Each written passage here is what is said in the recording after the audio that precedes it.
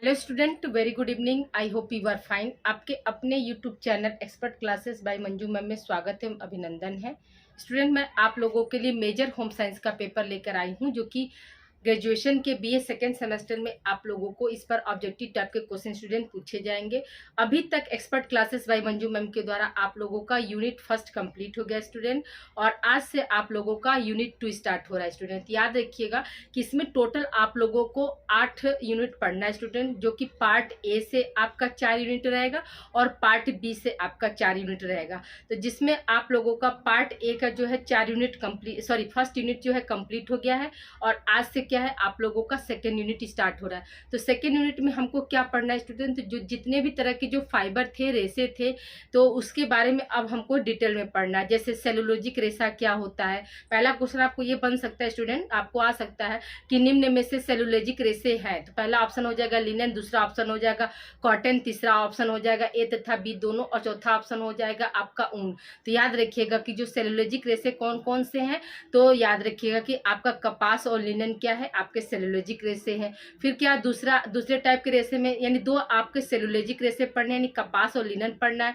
फिर क्या protein fibres पढ़ना है, यानी प्रोटीन वाले रेसे कौन कौन से हैं, तो ऊन और रेशम है। फिर आपको तीसरा क्या पढ़ना है स्टूडेंट्स, तो सिंथेसिस फाइबर के बारे में पढ़ना है, यानी मैन मेड फाइबर के बारे में पढ़ना है। तो आज आप लोगों को क्या है फर्स्ट यूनिट का, सॉरी सेकेंड यूनिट का ये पहला लेक्चर आप लोगों का है स्टूडेंट। याद रखिएगा कि सेकेंड यूनिट में पहला हमको क्या पढ़ना है, तो कपास के बारे में पढ़ना है, यानी कॉटन के बारे में हमको पढ़ना है। तो कॉटन कैसा रेशा है स्टूडेंट, याद रखिएगा कि सेलुलोजिक रेशा है। ठीक है, तो कि स्टूडेंट आइए स्टार्ट करते हैं हम। तो देखिए पहला आपका सेकेंड यूनिट स्टार्ट हो गया आज से, और टॉपिक क्या पढ़ना है आपको, कपास यानी कॉटन, जिसको इंग्लिश में क्या बोलते हैं, कॉटन। आज हम डिस्कस करेंगे इसमें हमको पढ़ना क्या कॉटन के बारे में, तो कॉटन का इतिहास के बारे में हमको पढ़ना है स्टूडेंट, इसकी विशेषताओं के बारे में पढ़ना है, इसकी क्वालिटी के बारे में पढ़ना है। ठीक है, और ये कॉटन से कैसे वस्त्र बनाए जाते हैं उसके बारे में पढ़ना है स्टूडेंट। ठीक है, यानी कॉटन में आपको चार पॉइंट है आपका, कौन कौन सा, हिस्ट्री हो गया, ठीक है, उसका मैन्युफैक्चरिंग जो हो गया, बनाने का जो है प्रोसेस पढ़ना है, कॉटन की क्या क्या विशेषताएं होती ये पढ़ना है, कॉटन के क्या क्या गुण होते ये पढ़ना है स्टूडेंट। ठीक है, तो अभी हम आपको क्या है इसका हिस्ट्री बता रहे हैं स्टूडेंट। ठीक है, तो जो अग्रसेन वाले बच्चे हैं तो वो अपना यहाँ पर हेडिंग डाल देंगे इतिहास, तो कॉटन के बारे में लिखना शुरू करेंगे। तो ये क्या हिस्ट्री ऑफ कॉटन है।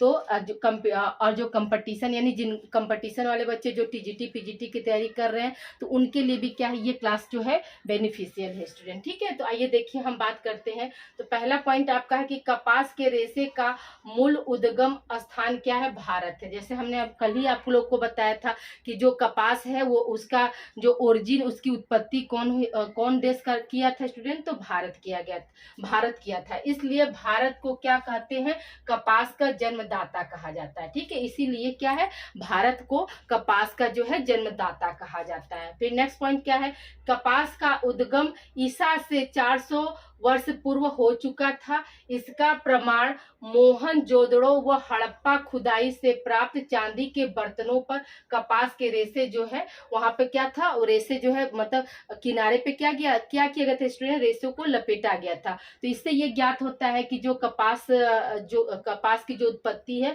वो क्या है 400 ईसा पूर्व से हुई है, और मोहनजोदड़ो और क्या हड़प्पा की खुदाई में जो है कपास के फाइबर पाए गए थे स्टूडेंट। ठीक है, अब यहाँ पे क्वेश्चन कैसे बन सकता है स्टूडेंट, यहाँ पे क्वेश्चन आ सकता है कि कॉटन की जो खोज हुई थी कितने ईसा पूर्व हुई थी। तो याद रखिएगा कि कॉटन की खोज जो है वो क्या 400 ईसा पूर्व हुई थी। ठीक है, फिर दूसरा क्वेश्चन बन सकता है कि हड़प्पा और मोहनजोदड़ो की खोदाई में कौन सा सेलुलोजिक रेशा मिला था। ठीक है, कौन सा सेलुलोजिक रेशा मिला था, तो आपके ऑप्शन हो जाएगा कपास, दूसरा ऑप्शन हो जाएगा लिनन, तीसरा ऑप्शन हो जाएगा ए तथा बी दोनों, और चौथा ऑप्शन हो जाएगा इनमें से कोई नहीं। तो हम क्या बताएंगे, सी ए कपास पर जाएंगे स्टूडेंट। ठीक है, ए ऑप्शन आपका सही हो जाएगा कि हड़प्पा तथा मोहनजोदड़ो की खुदाई में क्या हुआ था, आपका कपास मिला था स्टूडेंट। ठीक है, अगला पॉइंट क्या है स्टूडेंट आपका, कपास का उत्पादन उष्णकटिबंधीय क्षेत्रों में होता है। उष्णकटिबंधीय क्षेत्रों का मतलब क्या होता है स्टूडेंट की मतलब गर्म क्षेत्रों में। ठीक है, तो आपको यहाँ पर क्वेश्चन हो सकता है, बन सकता है कि कपास की जो है खेती जो है किस तरह के प्रदेश में की जाती है, तो याद रखिएगा कि उष्णकटिबंधीय क्षेत्रों में की जाती है, जिसमें क्या है, जिसमें दक्षिण अमेरिका, दक्षिण एशिया और वेस्ट इंडीज प्रमुख है। ठीक है, इसमें भी कौन कौन सा जो है देश शामिल स्टूडेंट, तो दक्षिण अमेरिका, दक्षिण एशिया और वेस्ट इंडीज जो है प्रमुख है किसकी खेती में, कपास की खेती करने में। अगला पॉइंट क्या है स्टूडेंट, अमेरिका में कपास का उत्पादन का शुभ आरंभ 17वीं शताब्दी में हुआ था। ठीक है, अब यहाँ पर क्वेश्चन आ सकता है कि अमेरिका में जो है कपास का उत्पादन किस शताब्दी में शुरू किया गया था, तो 17वीं शताब्दी में शुरू किया गया था, परंतु आज वह प्रथम स्थान पर विश्व में है। हमने कल ही आपको बताया था स्टूडेंट कि जो है कॉटन में जो है पहला स्थान किसका है, तो अमेरिका का है, और दूसरा स्थान हम किसका है, तो भारत का है। ठीक है, तो यहाँ पर क्या विश्व में है, और भारत का जो है विश्व में कौन सा स्थान है कपास के खेती में, तो याद रखिएगा कि दूसरा स्थान है। भले जो है ओरिजिन इसकी उत्पत्ति जो है भारत ने किया है, लेकिन जो है प्रथम स्थान जो है वो किसका है, विश्व में सबसे पहला स्थान पर किसका है, अमेरिका का। क्यों है, क्योंकि ये क्या है, ये 3/4 भाग जो है कपास की खेती अकेले करता है, और 1/4 भाग में क्या है स्टूडेंट, सभी देश है, जिसमें भारत, चीन, ये सब जितने भी देश आते हैं वो मतलब 1/4 भाग में है, लेकिन जो है 3/4 अकेले कौन कवर किया है, आपका अमेरिका किया। इसी वजह से अमेरिका को क्या कहते हैं स्टूडेंट, कपास की खेती में सबसे पहला स्थान दिया जाता है। ठीक है, अगला पॉइंट है स्टूडेंट आपका कि सबसे पहले सन 1818 ईस्वी में कोलकाता में सूती मिल की स्थापना की गई थी। आपको क्वेश्चन आ सकता है कि सूती मिल की स्थापना किस वर्ष की गई थी, तो आप क्या बताएंगे कि सूती मिल की स्थापना जो है 1818 में की गई थी, और भारत के किस राज्य में सबसे पहले किया गया था, तो कोलकाता में, जिसको पहले क्या था, कलकत्ता कहते थे, लेकिन प्रेजेंट टाइम में क्या है, इसका नाम क्या हुआ, कलकत्ता को बदलकर कोलकाता रख दिया गया। ठीक है, अगला है पॉइंट स्टूडेंट आपका कि इसके बाद 1854 ईस्वी में मुंबई में, 1861 ईस्वी में अहमदाबाद में, 1866 ईस्वी में कोलिको मिल की स्थापना की गई थी। ठीक है, यानी 1854 में मुंबई, 1861 में अहमदाबाद और 1866 में क्या है, कोलिको मिल की जो है स्थापना की गई थी। अगला पॉइंट स्टूडेंट है आपका कि भारत में गुजरात, महाराष्ट्र, मध्य प्रदेश आदि राज्यों में कपास की खेती जो है सर्वाधिक है। ठीक है, आपको क्वेश्चन आ सकता है स्टूडेंट कि भारत के किस राज्य में जो है कपास की खेती सबसे ज्यादा की जाती है, तो आपके ऑप्शन में हो जाएगा महाराष्ट्र, बी ऑप्शन हो जाएगा मध्य प्रदेश, सी ऑप्शन हो जाएगा गुजरात, और डी ऑप्शन हो जाएगा उपरोक्त सभी। तो हम क्या बताएंगे कि उपरोक्त सभी में क्या है, कपास की खेती जो है सबसे ज्यादा की जाती है स्टूडेंट। ठीक है, अगला पॉइंट क्या है स्टूडेंट कि कपास एक विश्वव्यापी रेशा है। ठीक है, कपास कैसा रेशा है, तो विश्वव्यापी रेशा। विश्वव्यापी रेशे का मतलब क्या होता है स्टूडेंट, याद रखिएगा कि विश्वव्यापी का रेशे का मतलब होता है कि यह विश्व भर में पाया जाता है। ठीक है, विश्वव्यापी का मतलब क्या होता है स्टूडेंट, यह विश्व भर में पाया जाता है, और इससे बना वस्त्र जो है सस्ता, सुंदर, मजबूत तथा सभी वर्गों के लिए होता है स्टूडेंट। सभी वर्गों का मतलब क्या है स्टूडेंट कि इसमें क्या है, निम्न वर्ग, उच्च वर्ग, मध्यम वर्ग, सभी वर्ग जो है सूती वस्त्रों का इस्तेमाल कर सकते हैं। आई होप यहाँ तक आप लोग को क्लियर हो गया होगा स्टूडेंट। तो यहाँ से जितने भी तरह के क्वेश्चन आपके बनते हैं ये सब हम आपको बता दिए। अब आप लोगों को हम बताएंगे स्टूडेंट की जो है कपास की खेती कैसे होती है, और सॉरी स्टूडेंट, और आपको मैन्युफैक्चरिंग प्रोसेस भी आप लोगों को आगे हम कंटिन्यू करेंगे स्टूडेंट। तो जो स्टूडेंट हमारे जो है इंस्टाग्राम पर देख रहे हैं स्टूडेंट वीडियो, तो वो क्या करें, वो यूट्यूब पर जाकर expert classes by Manju ma'am search करें, और वहाँ पर क्या है अपनी को करिकुलर की क्लास को भी वो आगे कंटिन्यू कर सकते हैं, और साथ ही साथ क्या है मेजर होम साइंस का भी वो क्लास जो है आगे कंटिन्यू कर सकते हैं स्टूडेंट। ठीक है, तो पूरी क्लास देखने के लिए यूट्यूब पर सर्च करें expert classes by Manju ma'am, और वहाँ पर जाकर वो क्या कर सकते हैं, अपनी को करिकुलर की तैयारी भी कर सकते हैं। जो को करिकुलर जो है आप लोगों को याद रखिएगा कि 6 सेमेस्टर में अलग अलग पेपर के नाम से आप लोगों को करिकुलर पढ़ना है स्टूडेंट। तो सेकेंड सेमेस्टर में जो है आप लोगों का को करिकुलर का पेपर का नाम है फर्स्ट एड एंड हेल्थ, जिसको हम हिंदी में क्या बोलते हैं, प्राथमिक चिकित्सा एवं स्वास्थ्य बोलते हैं स्टूडेंट। वो आप लोगों का पहले से यूट्यूब पर रेड कलर का थंबनेल है स्टूडेंट, उसको जो है पहले से आप लोगों का अवेलेबल है।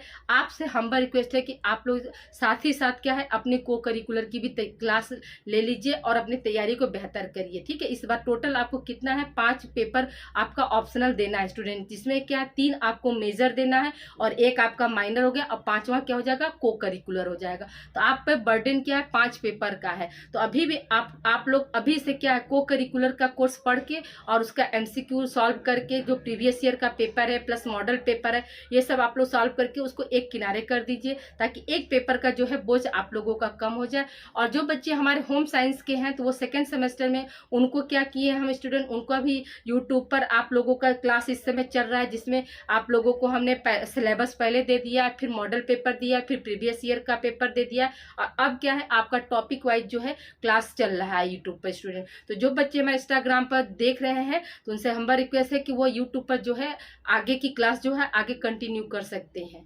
ओके स्टूडेंट, इसे आप लोग राइट डाउन करिए और मिलते हैं हम अगली क्लास में। अगली क्लास जो है आप लोग यूट्यूब पर जाकर देखिए, यूट्यूब पर सर्च कीजिए expert classes by Manju ma'am, और चैनल को सब्सक्राइब कर लीजिए और बेल आइकन को प्रेस कर लेंगे, तो जिससे मेरी जितनी भी आगे की वीडियो रहेगी स्टूडेंट वो आपको इजीली और आसानी से मिल जाएगी। तो इसे आप लोग राइट डाउन कीजिए।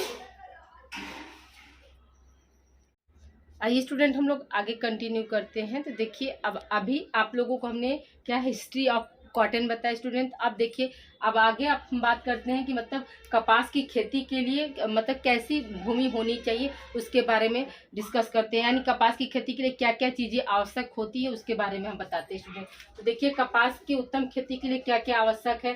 तो पहला क्या आवश्यक होता है, जलवायु होता है स्टूडेंट। दूसरा क्या है, मिट्टी होता है। तीसरा क्या होता है, वर्षा होता है। चौथा क्या होता है, समय होता है स्टूडेंट। तो याद रखिएगा कि जलवायु, जैसे हमने अभी आप लोग को बताया, जलवायु क्या होनी चाहिए, नमी और गर्मी दोनों वाला होना चाहिए। यानी कपास की खेती के लिए कैसा जलवायु जरूरत होती है स्टूडेंट, तभी आपको हमने बताया कि उष्ण तरह का जो होता है जलवायु की जरूरत पड़ती है, यानी गर्म वाली जो है वातावरण जो है जरूरत पड़ती है। फिर क्या मिट्टी क्या है, तो मिट्टी कैसी होनी चाहिए कपास की खेती के लिए, तो काली मिट्टी का जो है खेती, काली मिट्टी के ऊपर जो है कपास की खेती जो होती है वो अच्छे से होती है स्टूडेंट। फिर क्या है, काली मिट्टी जो है कहाँ पर सबसे ज्यादा या अच्छा पाया जाता है स्टूडेंट, याद रखिएगा कि मिस्र की मिट्टी जो होती है, मिस्र देश का जो मिट्टी होता है, मिस्र देश की जो काली मिट्टी होती है वो क्या है, कपास की खेती के लिए सबसे ज्यादा उत्तम माना जाता है। क्यों माना जाता है, क्योंकि यहाँ पर क्या है स्टूडेंट, यहाँ पर जो है मतलब काली मिट्टी में क्या होती है, तो जो नमी सोखने की जो है ताकत या शक्ति बोल सकते हैं अधिक होती है। ठीक है, नमी अवशोषक होती है स्टूडेंट। ठीक है, क्या होती है ये, नमी अवशोषक होती है। Sorry student. फिर अगला क्या है, वर्षा। वर्षा जो होती है, यानी जब हम कपास का बीज डाल देते हैं तो वर्षा की कितनी जरूरत होती है, तो 30 से 38 सेंटीमीटर की वर्षा की आवश्यकता होती है बीज डालने के बाद। फिर क्या समय क्या होता है स्टूडेंट, समय आपका 200 दिन का। स्टूडेंट समय क्या होता है स्टूडेंट, समय 200 दिन का होता है। और ये कपास का पौधा कैसा होता है स्टूडेंट, याद रखिएगा कि 1 वर्षीय होता है। कपास का पौधा कैसा होता है, तो 1 वर्षीय होता है। क्वेश्चन पिछले बार आया था स्टूडेंट, पूछा था आपको एग्जाम में कि कपास का पौधा कैसा होता है, तो याद रखिएगा कि एक वर्षीय होता है और कितने दिन में तैयार होता है, तो 200 वर्ष में तैयार होता है। अब स्टूडेंट इसके बाद हम इसकी जो है विशेषताओं के बारे में बात करते हैं और निर्माण, मतलब कपास का जो निर्माण है वो कैसे होता है, कपास से जैसे सूती वस्त्रों का जो निर्माण किया जाता है तो वो कैसे होता है उसको हम डिस्कस करते हैं। तो वो क्या है, आपको फ्लो चार्ट के माध्यम से हम बता रहे हैं, ताकि उसको याद करने में क्या होगा, आपको आसानी होगी। क्योंकि जो है सूती वस्त्रों का निर्माण में क्या होता है स्टूडेंट, ज्यादातर क्या होता है वो मतलब मेन हेडिंग ही पूछा जाता है। ठीक है स्टूडेंट, इसे आप लोग राइट डाउन कीजिए। अभी आप लोगों को हम जो है कपास से जो सूती वस्त्र का जो है निर्माण होता है उसके बारे में हम अभी डिस्कस करते हैं स्टूडेंट। ठीक है, इसे आप लोग राइट डाउन कीजिए। आइए स्टूडेंट, हम लोग आगे कंटिन्यू करते हैं। तो अभी जैसे हमने आपको बताया कि मतलब हिस्ट्री ऑफ कॉटन, फिर क्या है आपका मतलब कपास की खेती के लिए क्या क्या चीज़ों की आवश्यकता होती है, किन किन मतलब बातों का ध्यान रखा जाता है। अब हम आगे बात करते हैं मतलब सूती वस्त्रों का निर्माण की प्रक्रिया क्या क्या होती है। ये आपका मोस्ट इम्पॉर्टेंट है स्टूडेंट, ये हमेशा एग्जाम में पूछा जाता है, सूती वस्त्र के निर्माण की प्रक्रिया। कि process of cotton cloth student. ये आपका टीजीटी, पीजीटी, नेट और जितने भी आपके मतलब ऐसे मतलब फर्स्ट पेपर जो होता है उसके में भी क्या है, कपास से संबंधित जो है आप लोगों का क्वेश्चन आता है स्टूडेंट। तो देखिए पहला क्या है पॉइंट स्टूडेंट, पहला हेडिंग क्या होता है, मतलब कपास जो सूती वस्त्रों के निर्माण में पहली प्रोसेस क्या होती है स्टूडेंट, याद रखिएगा कि कोए को एकत्रित करना। कोए यानी पॉट्स को एकत्रित करना, जो हमने कल आप लोगों को विशिष्ट शब्दावली बताया था स्टूडेंट, उसमें बताया था कि कोए, तो कोए क्या होता है, तो कोए को एकत्रित करना। ठीक है, दूसरा फिर क्या होता है स्टूडेंट, तो उसमें ओटना होता है, जिसको हम क्या बोलते हैं, गिनिन बोलते हैं। क्या बोलते हैं स्टूडेंट, गिनिन बोलते हैं। ओटना का मतलब होता है स्टूडेंट की मतलब एकत्रित करके जब हम उसको क्या करते हैं, बाइंड करके वो धुनते हैं एक तरह से ना, उसको बोलते हैं। फिर क्या है, उनका जो है गांठे बनाते हैं, मतलब छोटा छोटा क्या करते हैं, उनको गांठे बनाना, उसको हम क्या बोलते हैं इंग्लिश में, ब्लेंडिंग बोलते हैं। फिर क्या करते हैं, गांठ बनाने के बाद उनको क्या करते हैं, मिलाते हैं। फिर क्या है स्टूडेंट, गांठे खोलना व मिलाना। ठीक है, चौथा सॉरी देखिए दूसरा क्या हो जाएगा आपका, ओटना। तीसरा हो जाएगा गांठ बनाना। चौथा होता है मिलाना। पांचवा होता है आपका गांठे खोलना, यानी जो हम गांठ बनाए हैं स्टूडेंट उसको खोलना भी, तो इसको हम क्या बोलते हैं, ओपनिंग वाल्व्स बोलते हैं। फिर क्या छठा स्टेप क्या होता है आपका स्टूडेंट, धुनाई होता है, जिसको हम इंग्लिश में क्या बोलते हैं, कार्डिंग बोलते हैं स्टूडेंट। क्या बोलते हैं, कार्डिंग बोलते हैं। फिर सातवां स्टेप क्या होता है हमारा, कंघी करना। कंघी करने का मतलब क्या है कि रेशों को अलग अलग करना, मतलब सुलझाना। उलझे हुए रेशे जो रहते हैं, कंघी करने से क्या होता है, वो रेशे जो है सुलझते हैं, उसको हम क्या बोलते हैं, कॉम्बिंग स्टूडेंट। फिर क्या है, पोनी बनाना है, यानी सिल्वरिंग करना। इंग्लिश में इसको हम क्या बोलते हैं, सिल्वरिंग बोलते हैं। फिर क्या, पोनी बनाने के बाद क्या करते हैं, उसकी कताई करते हैं, जिसको हम स्पिनिंग बोलते हैं स्टूडेंट। फिर क्या, कताई के बाद क्या होती है, बुनाई होती है, जिसको हम क्या बोलते हैं, विविंग बोलते हैं। फिर लास्ट स्टेज क्या होता है आपका, परिसज्जा होता है स्टूडेंट। ठीक है, लास्ट स्टेज आपका क्या हो जाएगा, परिसज्जा हो जाएगा, जिसको हम क्या बोलते हैं, फिनिशिंग बोलते हैं। ये आठवां क्या है, पोनिंग करना। नौवां क्या हो जाएगा, कताई।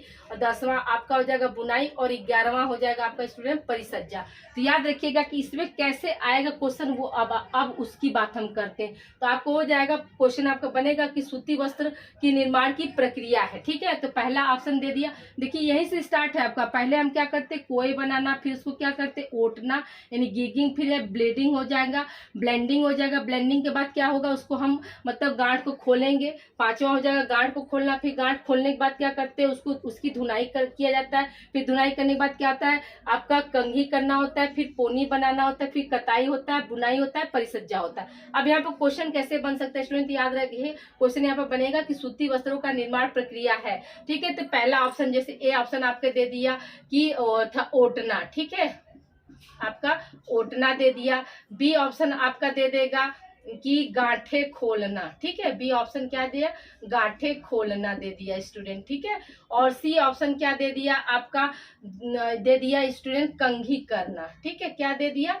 कंघी करना, कंघी करना। और डी ऑप्शन आपका दे दिया उपरोक्त सभी स्टूडेंट। ठीक है, क्या दे दिया, उपरोक्त सभी। तो याद रखिएगा कि अब यहाँ पे क्या हो जाएगा, उपरोक्त सभी हो जाएगा। अब देखिए एक ये तो हमारे जो बीए के बच्चे हैं उनके लिए इस तरह से क्वेश्चन इससे आ सकता है। जो हमारे नेट और टीजीटी पीजीटी के जो स्टूडेंट हैं उनके लिए क्वेश्चन कैसे आएगा स्टूडेंट, तो उनके लिए अधिकतर क्या होता है, मिलान वाला मैच तक कॉलम वाला क्वेश्चन आता है, या सीक्वेंस में करने के लिए क्वेश्चन आता है। तो अब जैसे देखिए उनका हो गया ओटना, ए ऑप्शन हो गया ओटना, बी ऑप्शन हो गया गांठे खोलना, सी ऑप्शन हो गया कंघी करना, और डी ऑप्शन हो जाएगा आपका, डी ऑप्शन दे दिया आपको मान लीजिए मिलाना। ठीक है, डी ऑप्शन क्या दे दिया, मिलाना दे दिया।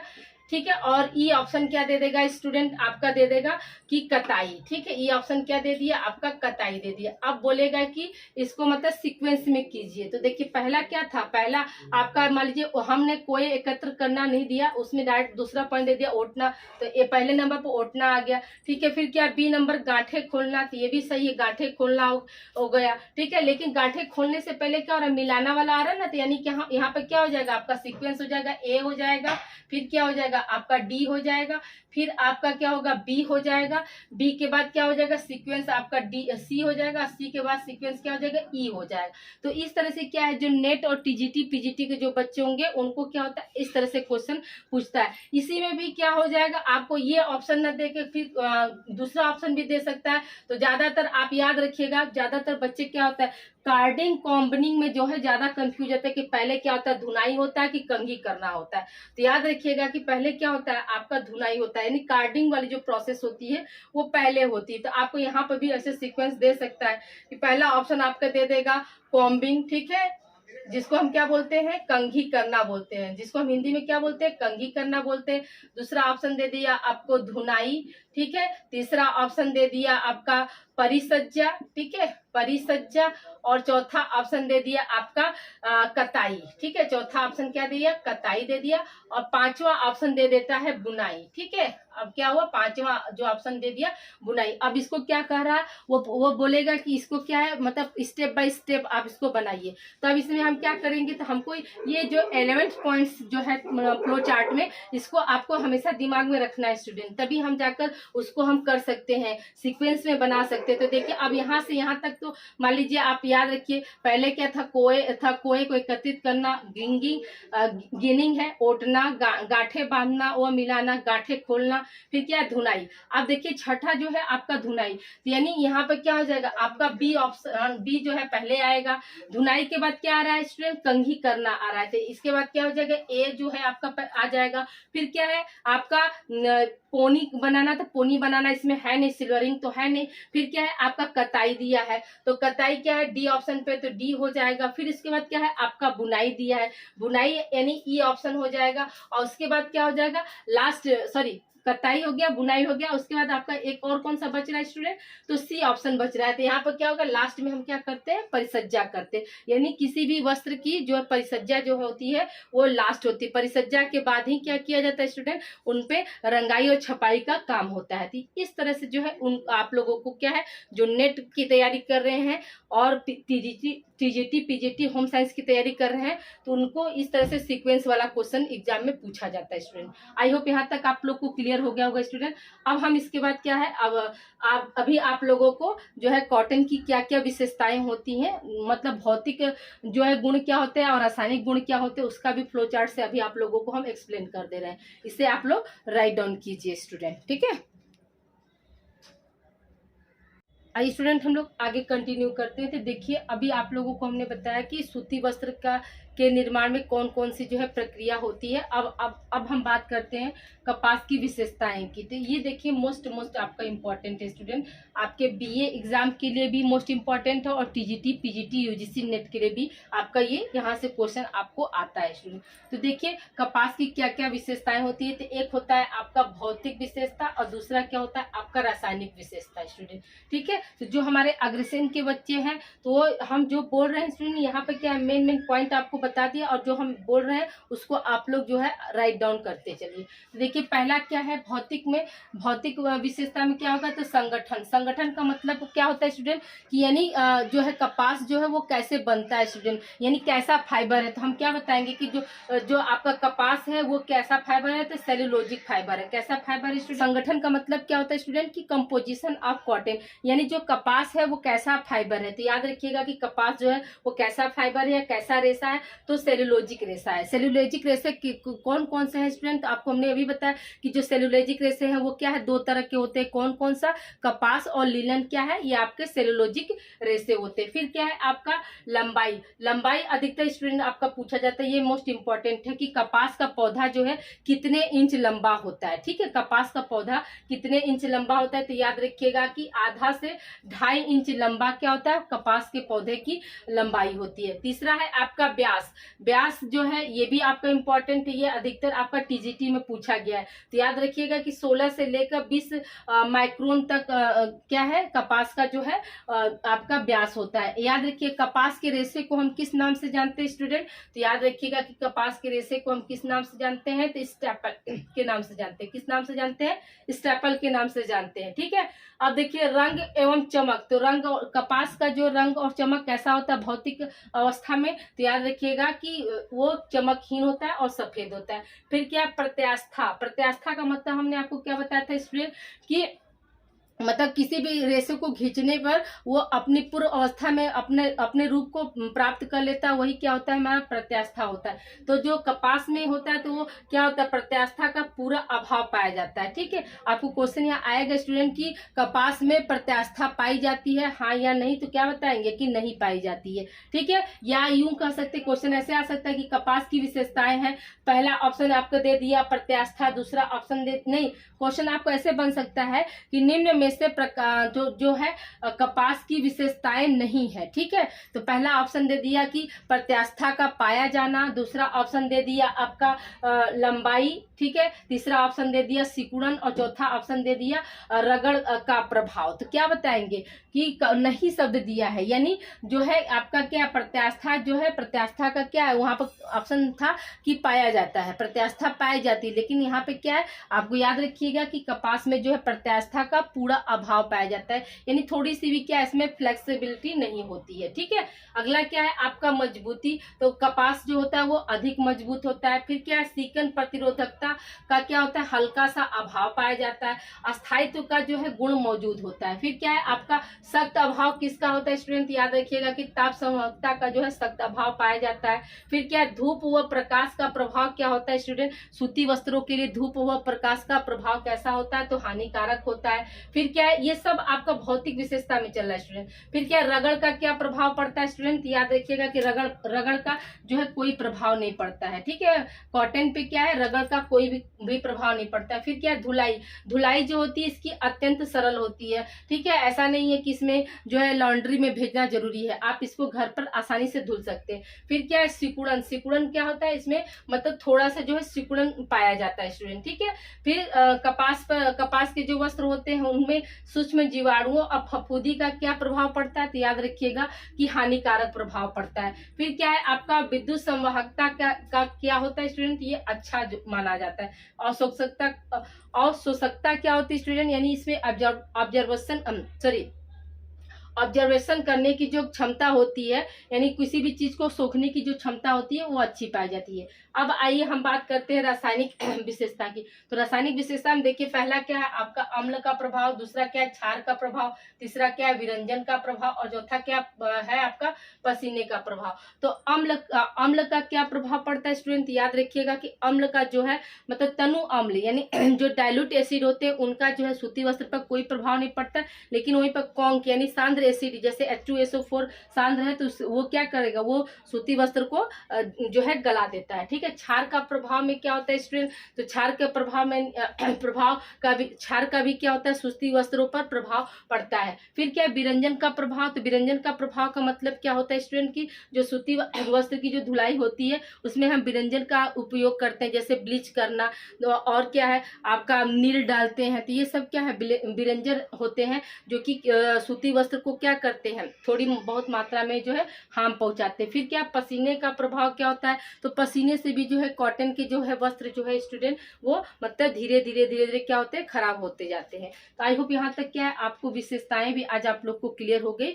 आज ये आपका कॉटन जो है चैप्टर स्टूडेंट आज आप लोगों का expert classes by Manju ma'am के द्वारा कंप्लीट हो गया और अगली क्लास जो होगी आप लोगों की लिनन की होगी। तो प्लीज आप लोग इसे अच्छे से समझ लीजिएगा, याद रखिए कि आपका विशेषता जो है मोस्ट इंपॉर्टेंट है। आपको ये विशेषता से ही 5-6 क्वेश्चन में बता दिया, जैसे जो है कॉटन कैसा रेशा है, तो सेल्यूलोजिक रेशा है। कॉटन के रेशे को हम क्या बोलते हैं, तो स्टेपल बोलते हैं। कॉटन का पौधे की लंबाई कितनी होती है, तो आधे इंच से 2.5 इंच तक होती है। ठीक है, कॉटन का व्यास कितना होता है, ये मोस्ट इंपॉर्टेंट है, 16 से लेकर 20 होता है। फिर अगला क्वेश्चन आपको हो सकता है कि कॉटन में क्या है किसका गुण नहीं पाया जाता है, ठीक है, मतलब किसका अभाव पाया जाता है। तो आपको ऑप्शन में हो जाएगा प्रत्यास्था, दूसरा ऑप्शन हो जाएगा धुलाई, तीसरा ऑप्शन हो जाएगा लंबाई, चौथा ऑप्शन हो जाएगा अवशोषकता।